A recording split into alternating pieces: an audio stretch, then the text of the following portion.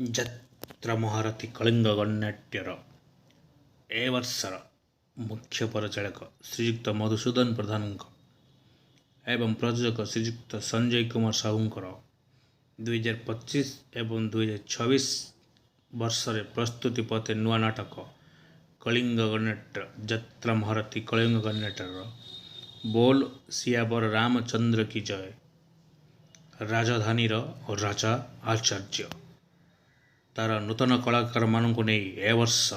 ଭେଟି ଦେବାକୁ ଯାଉଛି ତାର ମହାନ ଶ୍ରେଷ୍ଠ ନାଟକ। କଳାକାରମାନେ ହେଲେ ଅଶ୍ୱିନ ହିରୋ ଅଶ୍ୱିନ,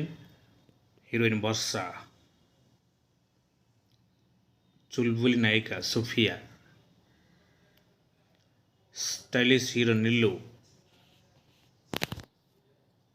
ହାପି ଓ ମାମୁନି, ହିରୋଇନ ରଶ୍ମି,